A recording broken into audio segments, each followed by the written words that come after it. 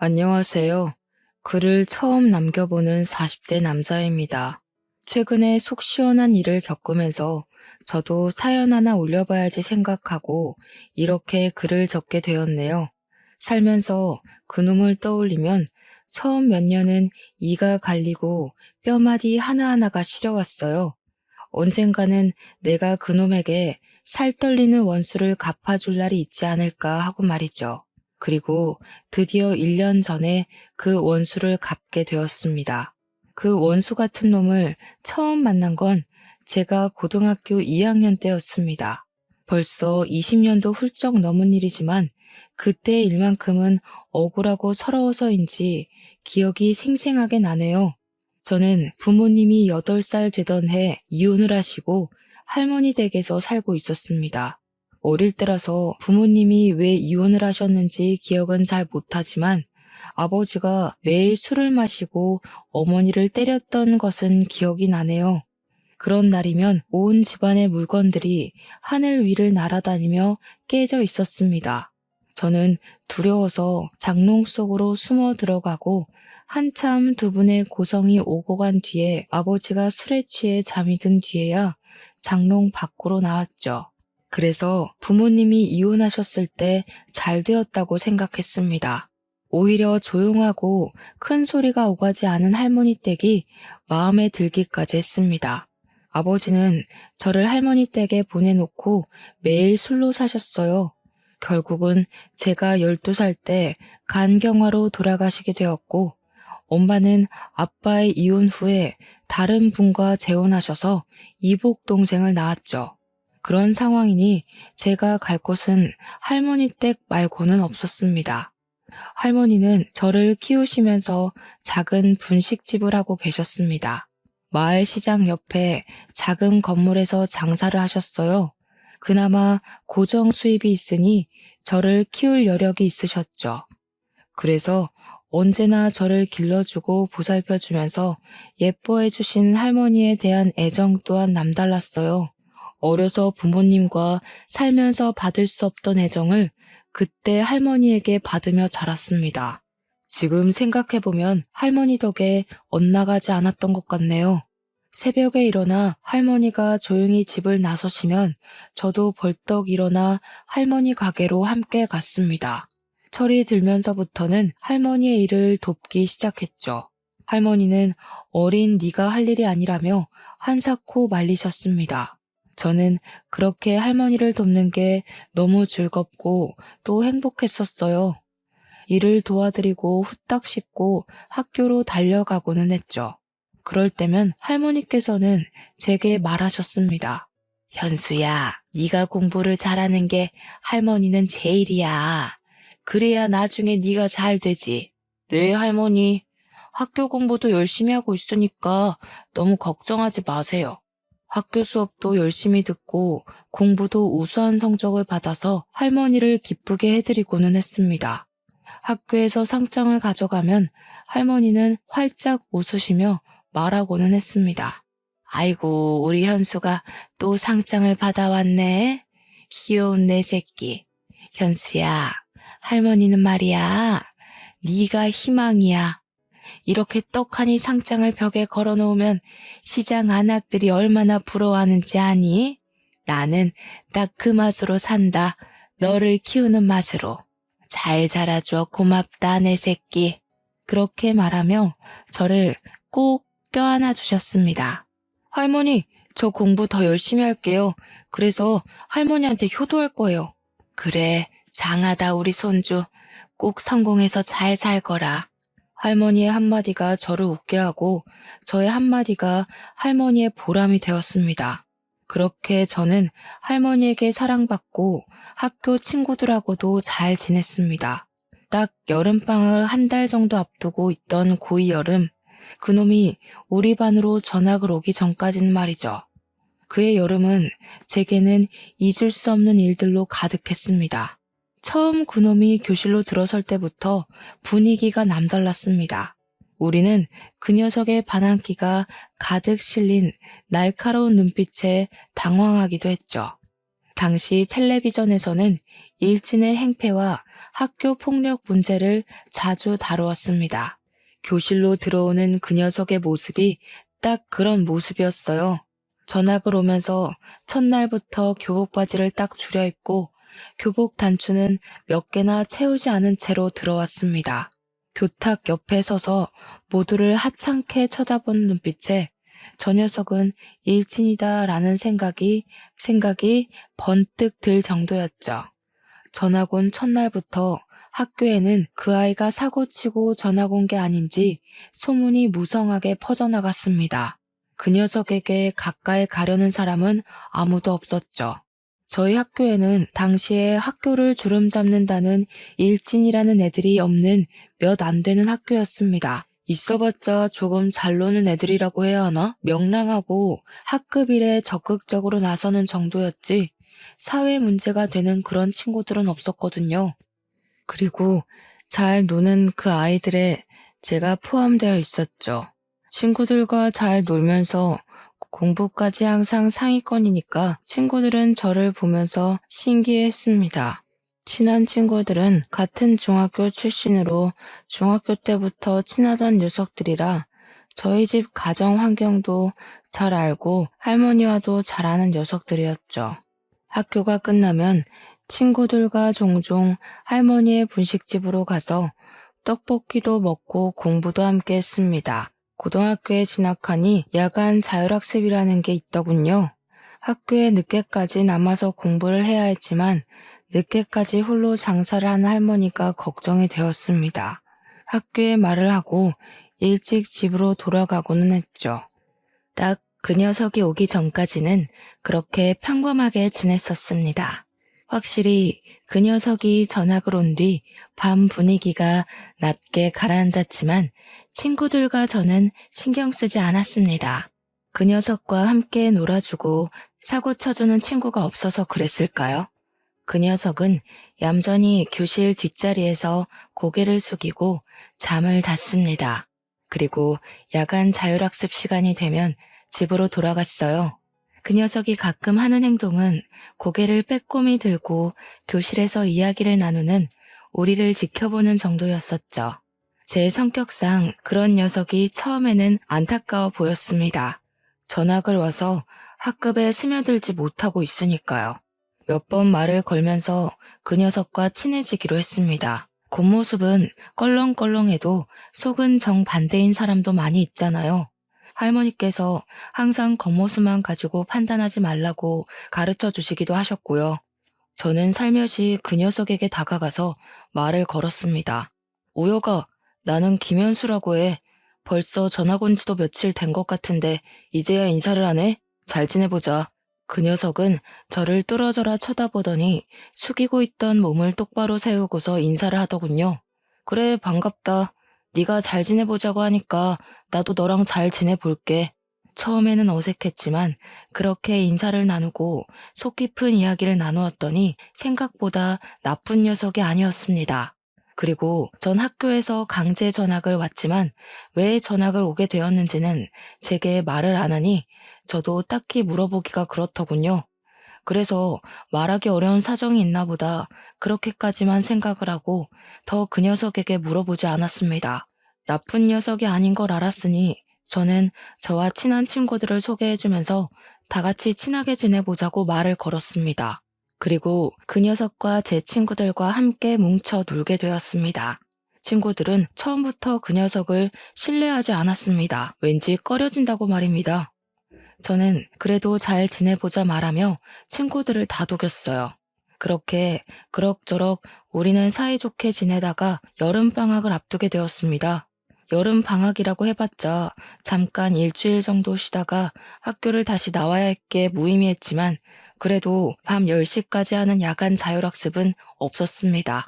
그런데 그 녀석이 방학 일주일 동안 자신의 집 별장으로 놀러 가자고 하는 겁니다. 저는 어렵다고 거절할 수밖에 없었습니다. 당시에 할머니가 허리가 많이 안 좋았거든요. 수술을 미루고 미루다가 제 방학에 맞추어서 수술 일정을 잡으셨죠. 그래서 방학 동안 제가 할머니의 병간호를 해야 했습니다. 미안하다. 나는 못 갈 것 같아. 할머니 허리 수술이 잡혀 있어서 내가 간병을 해야 할 것 같아. 너희들끼리 재미있게 놀고 와. 제 사정을 모르는 그 녀석은 왜 간병을 네가 해? 라는 의문의 표정을 저에게 짓더군요. 야, 왜 할머니 간병을 네가 하고 그래? 사람 써. 그럼 되지. 부모님께 사람 붙여달라고 해. 저는 그제서야 그 녀석이 제 집안 사정을 아직 모르고 있었다는 사실을 깨달았죠. 아, 나는 부모님이 안 계셔. 어릴 때 아버지가 돌아가시고 할머니랑 둘이 살고 있어서 간병을 붙일 사람이 없어. 돈도 그렇고 내가 하는 게 더 낫지. 다른 사람은 할머니가 불편해하실 수도 있으니까. 저는 아직도 그 녀석이 그때 짓던 그 오묘한 미소가 머리에 잊혀지질 않네요. 뭐랄까, 기분 나쁘게 한쪽 입꼬리만 살짝 들어올리는 그런 미소 있잖아요. 친구들은 제가 별장에 가지 못한다고 하자 친구들도 별장에 가지 않겠다고 하더군요. 아마 그때까지 그 녀석은 제 집이 가난하다는 것을 몰랐을 겁니다. 저 말고 제 친구들은 다들 잘 살았거든요.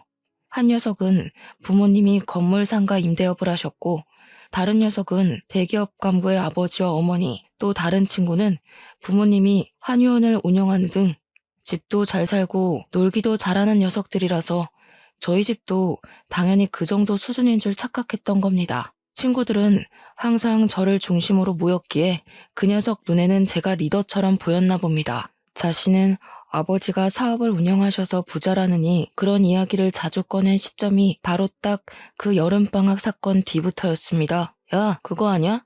우리 아빠 회사에 부모가 다니는 애들 여기 몇 명이나 있는지 한 3명은 있는 것 같은데 누군지 알려줄까?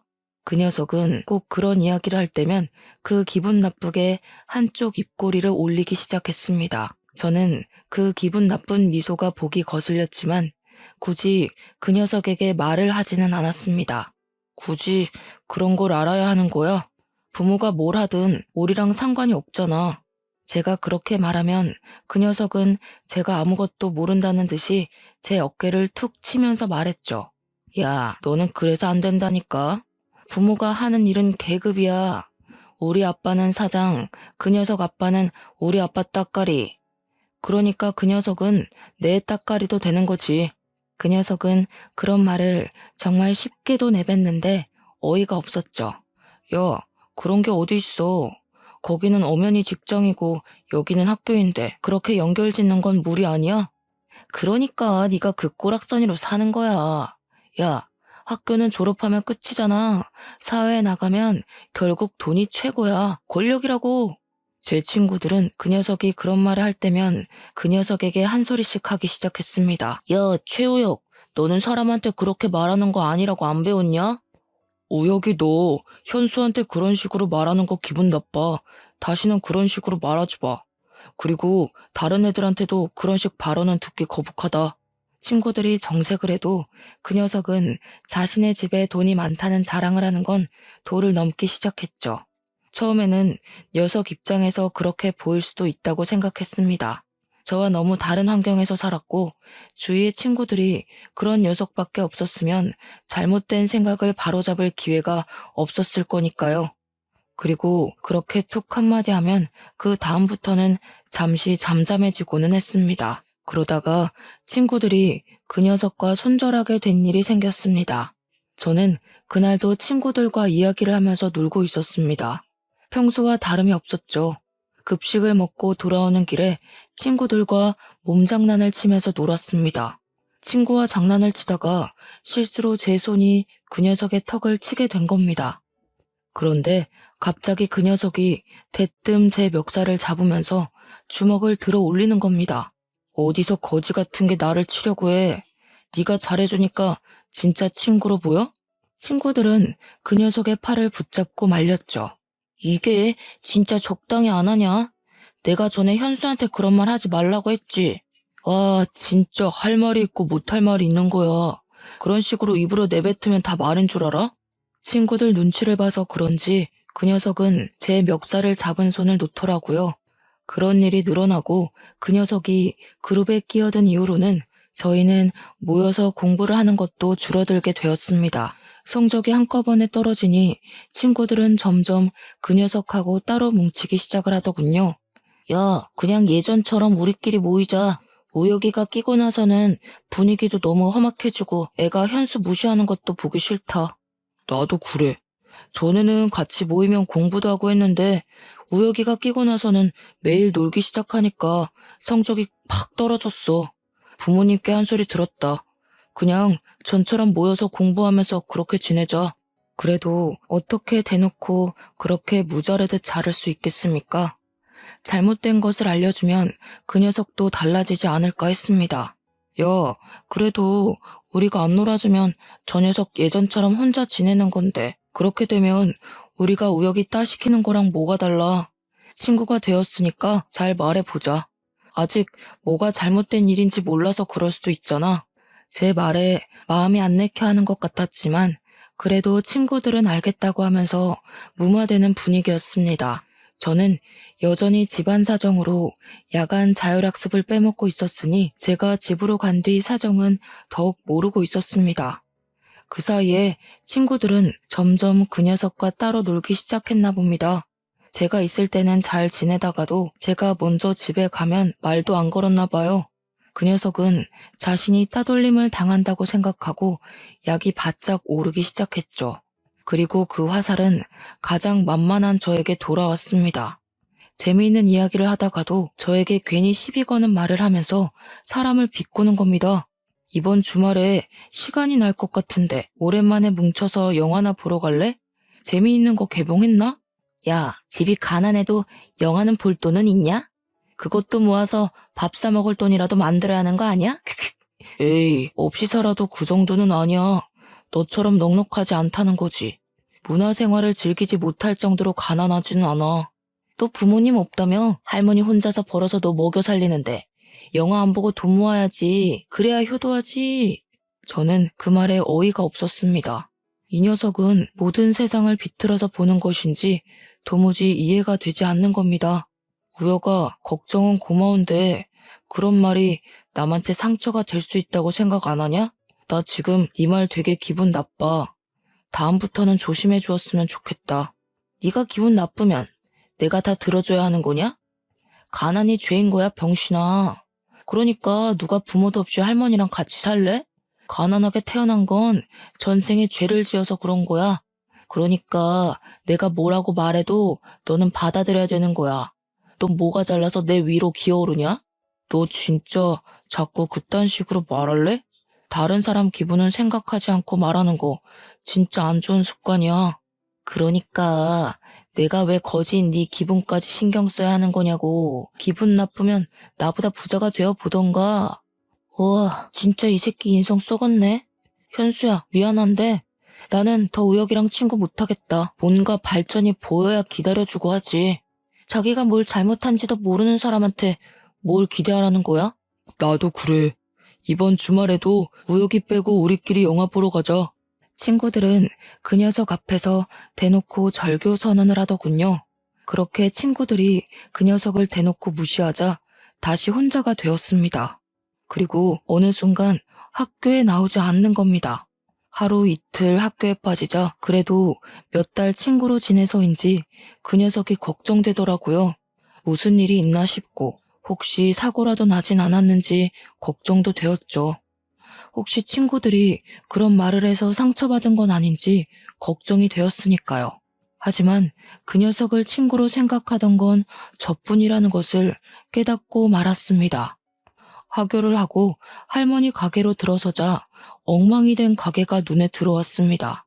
꼭 술 먹던 아저씨들이 서로 싸우다가 엉망이 된 것처럼 여기저기 떡볶이 국물이 튀어 있었고 할머니는 떡볶이 국물이 튄 바닥을 닦고 계셨죠. 저는 서둘러 가방을 내려놓고 바닥에 굴러다닌 식기들을 주워들며 할머니께 물어보았습니다. 할머니, 여기서 싸움이라도 일어났어요? 이게 어떻게 된 일이에요? 왜 이렇게 엉망이 된 거예요? 할머니는 저를 보면서 깊이 숨을 내쉬면서 제 손을 꽉 잡으셨습니다. 현수야, 너 불량한 애들이랑 어울리고 그러니?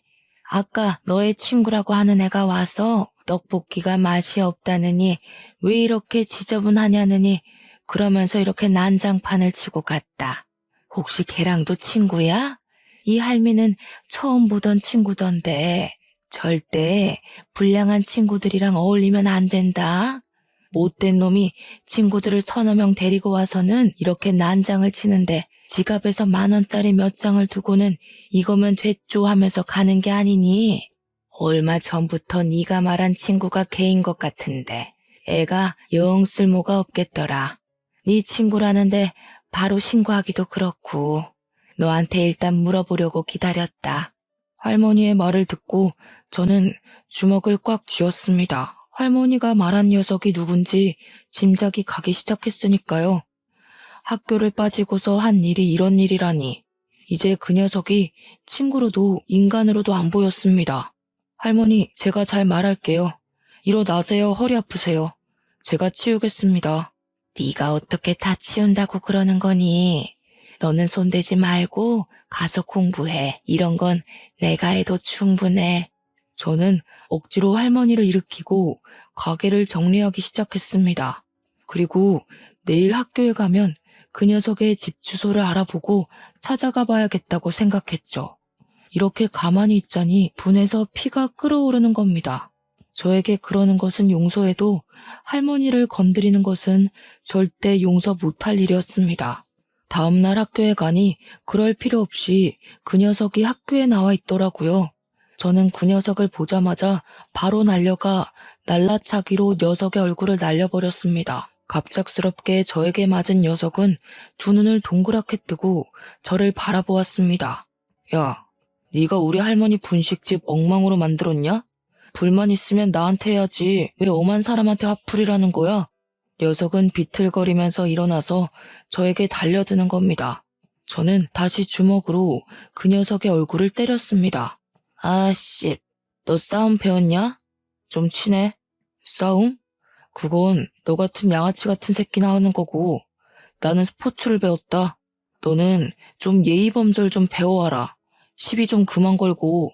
녀석은 달려들어 저를 엎어뜨렸지만 저는 다시 그 녀석의 위로 올라타서 그 녀석을 때렸죠.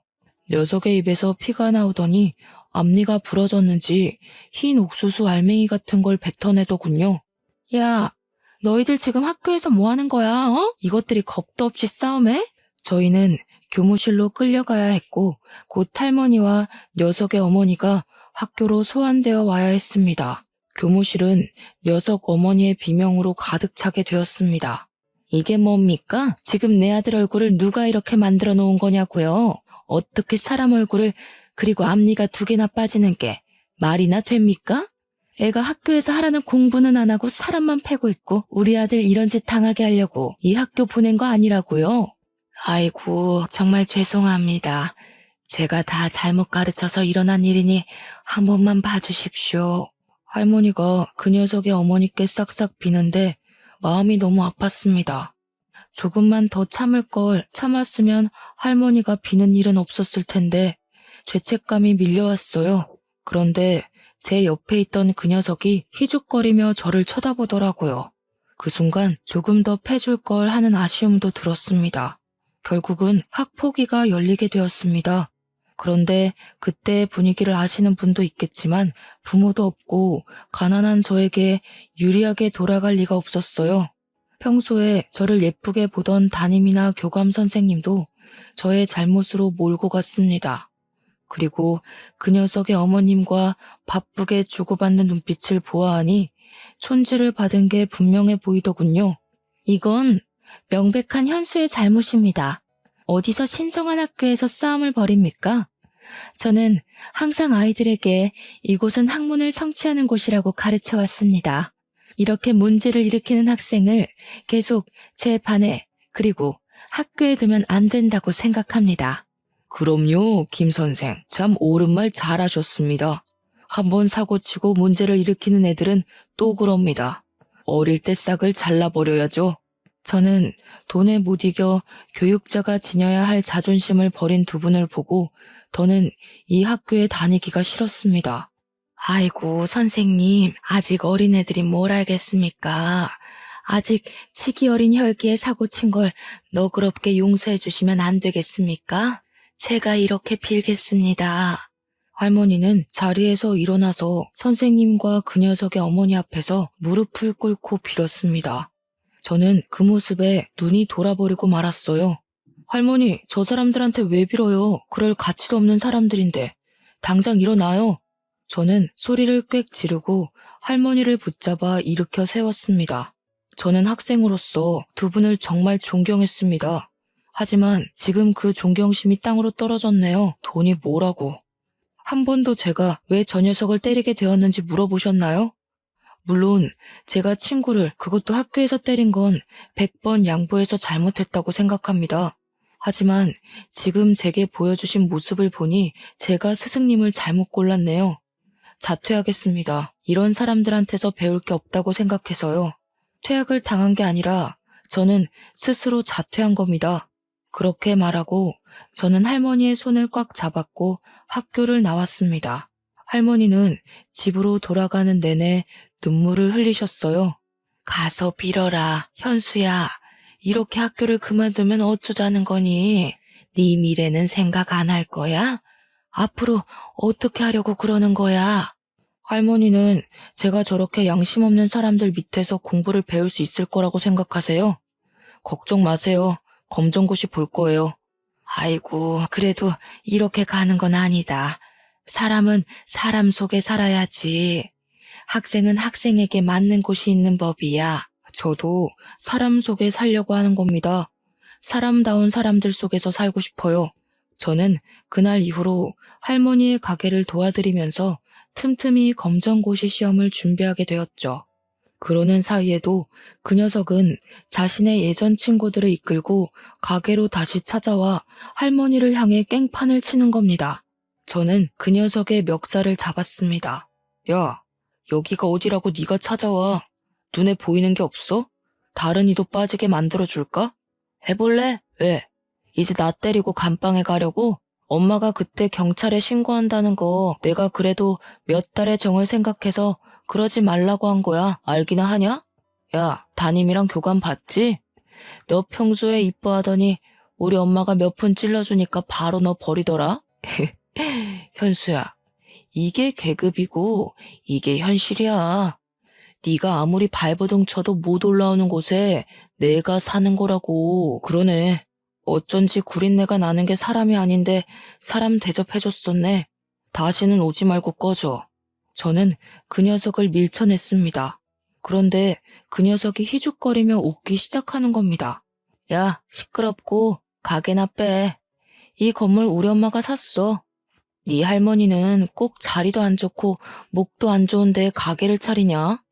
좀 좋은 데서 장사하면 좋았을 건데 헛돈 쓴 게 아니면 좋겠다.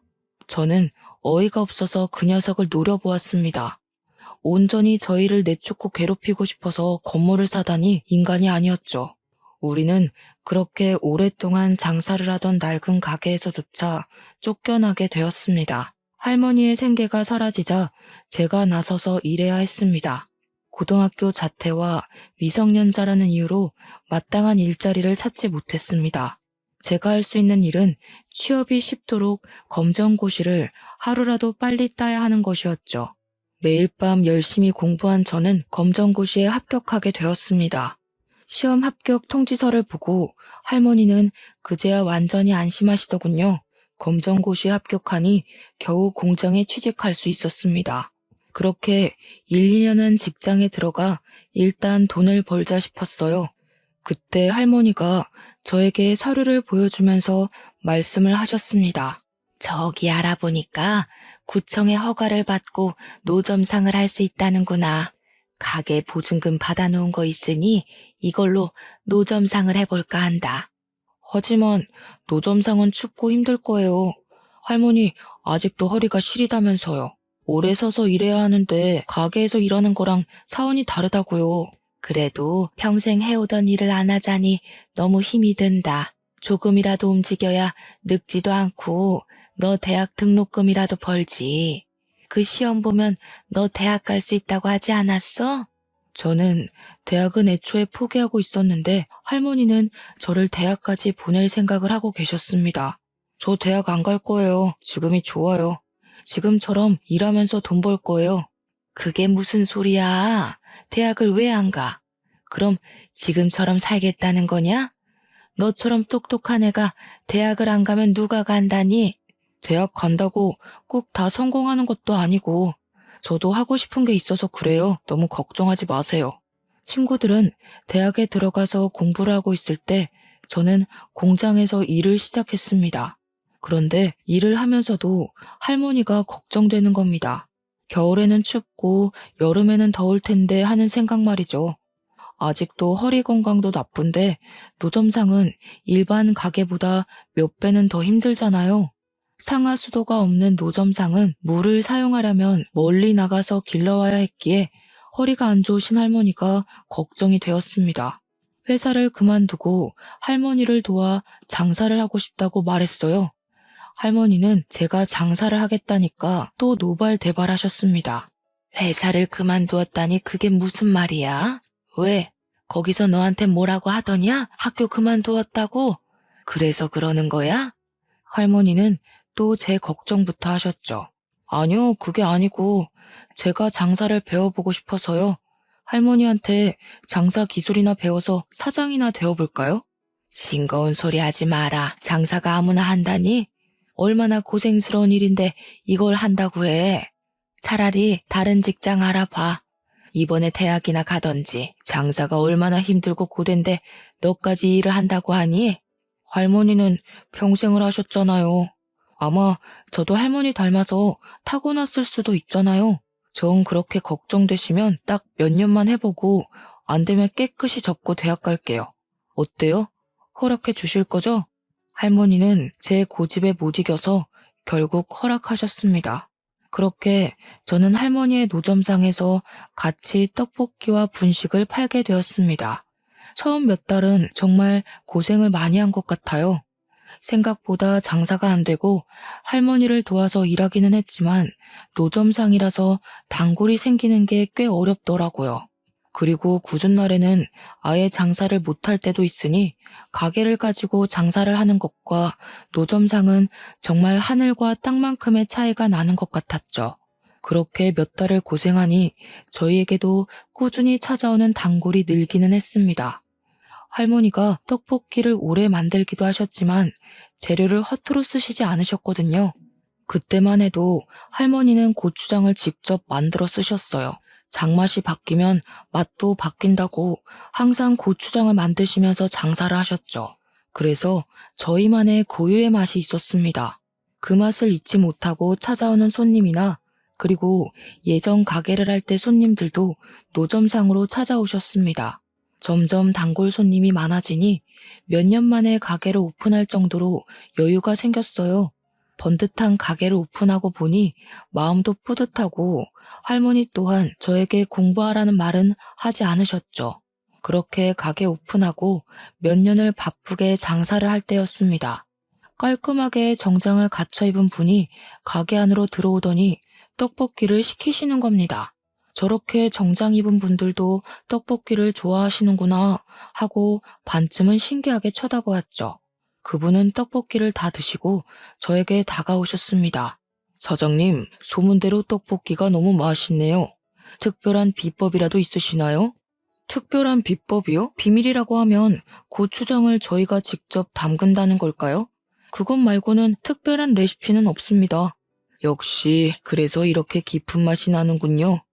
혹시 저희와 계약하고 프랜차이즈를 내볼 생각이 있으십니까? 그 말을 듣고 우리 집 떡볶이가 다른 떡볶이들보다 경쟁력이 있다는 것을 알게 되었습니다. 신사분에게는 고민을 좀 해보겠다고 말을 했어요. 제 스스로 프랜차이즈를 차려보고 싶은 욕심이 생겼거든요. 장사가 끝난 오후에 본격적으로 프랜차이즈에 관해 공부를 하게 되었습니다. 프랜차이즈는 고유한 맛을 어떻게 일관되게 유지하면서 여러 점포를 유지하는지가 가장 중요하더군요. 그러면서 유통과 공장형 재료를 만들 것 등등 생각보다 복잡한 작업이었습니다. 저는 국가 사업으로 청년 지원을 받아서 공장을 세우고 할머니의 장맛을 유지하면서 고추장을 대량 생산하는 연구를 하기 시작했습니다. 제가 거기에 매달리는 동안은 할머니께서 사람을 써서 가게를 운영하셨죠. 그렇게 2년 정도를 공들인 결과 할머니 장맛을 유지한 떡볶이 소스를 개발하게 되었습니다. 떡볶이 소스를 만들고 프랜차이즈 사업을 시작하게 되었죠. 그렇게 사업을 시작하니 특색 있는 소스 덕분에 프랜차이즈를 하고 싶다고 많은 분들이 찾아왔습니다.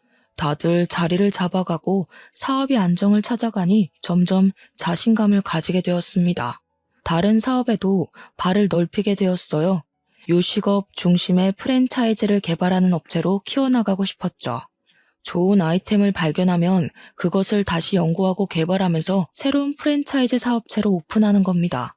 떡볶이 사업의 뒤를 이어 핫도그 사업까지 대박을 치게 되면서 전문 프랜차이즈 기업으로 발전하게 되었습니다.